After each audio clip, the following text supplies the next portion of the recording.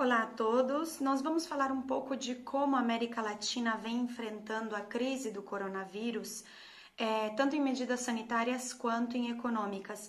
Mas eu quero focar em três países que vêm adotando posições um pouco fora da curva em relação às recomendações da Organização Mundial da Saúde.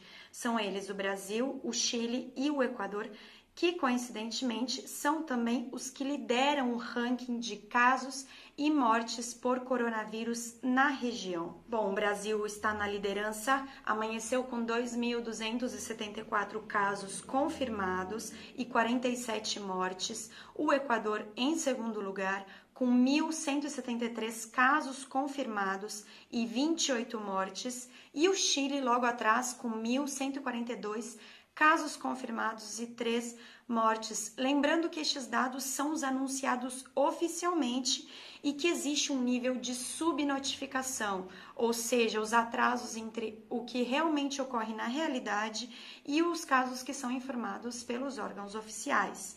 Na região existe uma média de 10% de subnotificação. Na prática, 90%, até 90% dos casos de coronavírus não estão sendo notificados. E quais foram as medidas tomadas por estes três países da América Latina?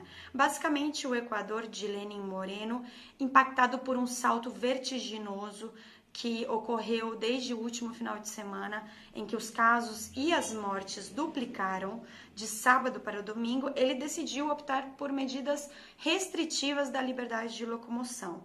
Inicialmente com o fechamento das fronteiras e a proibição de voos no país, chegando a decretar o estado de exceção, com a suspensão do trabalho presencial e das aulas e toques de recolher. Já o Brasil e o Chile optaram por medidas econômicas e deixaram a tarefa de quarentena para as municipalidades, no caso do Chile, e para os governos estaduais, no caso do Brasil.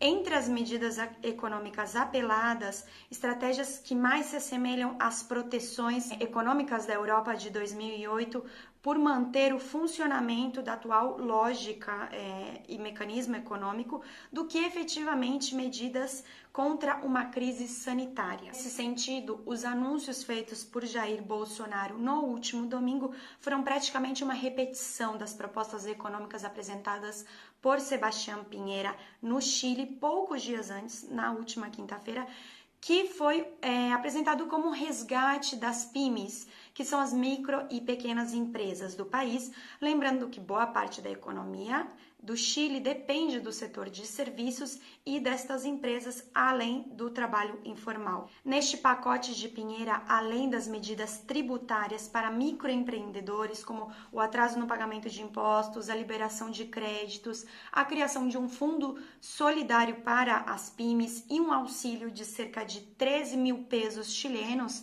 que equivale a R$ 75 por família que comprove ter ficado desempregado e na linha da pobreza. A proposta oferecida para proteger os empregos foi um projeto de lei que permite a redução da jornada laboral e, proporcionalmente, as remunerações, muito similar ao anúncio de Jair Bolsonaro no último domingo, pelo qual foi pressionado a recuar, com uma diferença. Essa diminuição nos salários será compensada com uma liberação de parte do seguro-desemprego dos próprios trabalhadores.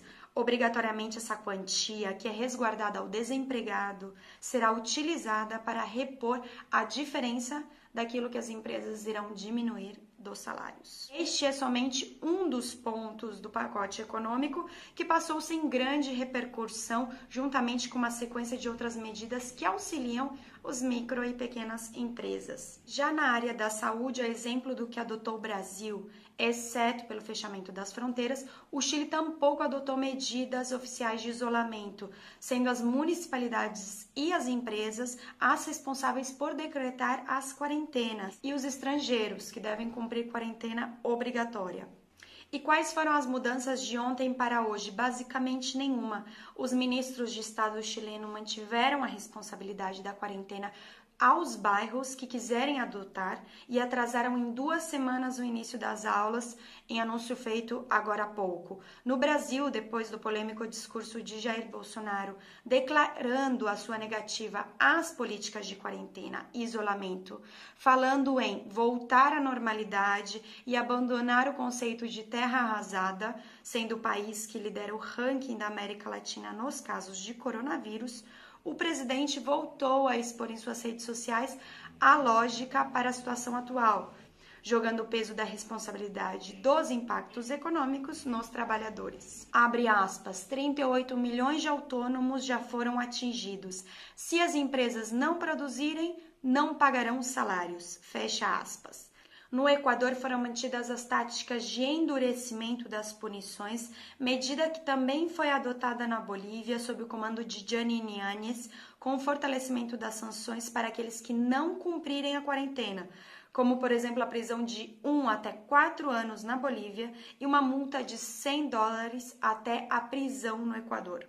Também hoje no país foi anunciado o incentivo em medidas paliativas com a injeção de $50 milhões para prestadores de saúde privados e $2,5 milhões em estrutura sanitária para atender os infectados. Após a pandemia, o Equador planeja uma sequência de privatizações. Bom, este é o resumo do que ocorre nos 3 países com mais casos e mortes de coronavírus na América Latina. Nos próximos dias, traremos mais informações da região.